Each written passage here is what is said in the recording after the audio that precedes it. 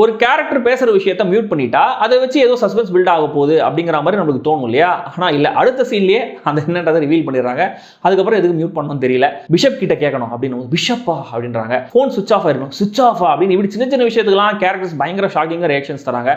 இந்த மாதிரியான directorial decisions நம்மளை தொடர்ந்து அன்செட்டிலிங்காவே வச்சிருக்கு. ஹீரோவை ஹீரோயின் மூவ் பண்ற மாதிரியான ஒரு ஐடியா, சிசிடிவிலேயே ட்ராக் பண்ணி ஒரு கேரக்டரை காப்பாற்றுற ஐடியா, எதிர்பார்க்காத ஒரு கேரக்டர் ட்விஸ்ட், எதிர்பார்க்காத ஒரு பேக் ஸ்டோரி, இப்படிலாம் இருக்கு. இந்த மாதிரி நிறைய ப்ராமிசிங்கான ஐடியாஸ் இருந்துமே கூட எதுவுமே ப்ராப்பரா ஸ்டேஜ் பண்ணப்படல. சினிமாவுக்கு தேவையான சீரியஸ்னஸோட ஸ்கிரீன்ல டிரான்ஸ்லேட் ஆகல. சோ படம் முடியும் போது அவங்க இன்டென்ட் பண்ண மெசேஜே அதுக்கு எதிராக தான் பேசுறாங்களோ அப்படிங்கிற மாதிரி நம்மளுக்கு கன்வே ஆகுது. முதல் சீன் முடிஞ்சதுமே போலீஸ் வராங்க. ஹீரோ வந்து ரொம்ப கூலா ஸ்டைலா காட்டணும் அப்படின்னால அப்படியே பாக்கெட்ல கை வச்சு நடந்துட்டு வரதான் சொல்லியிருக்காங்க. அவரும் காஃபி ஷாப்ல 2 கேப்பச்சினோ கொடுங்க அப்படின்னு கேட்கற மாதிரி ஒரு பாடி லாங்குவேஜ்ல அவரோட விசாரணையை ஆரம்பிக்கிறாரு. இதுக்கு அடுத்த சீன் ஒரு ஹாஸ்பிட்டல் செட்டப், டாக்டர் நர்ஸ்ன்ற மாதிரி கேரக்டர்ஸ் வராங்க. ஆனா முதல் சீன்ல வர போலீஸும் போலீஸா தெரியல, இந்த சீன்ல வர டாக்டரும் டாக்டரா தெரியல. முனிஷ்காந்த் பண்ற காமெடி எல்லாம் அடுத்த விக்டிம் நாமளா தான் இருப்போமோ அப்படிங்கிற மாதிரி நம்மள சந்தேகப்பட வைக்குது.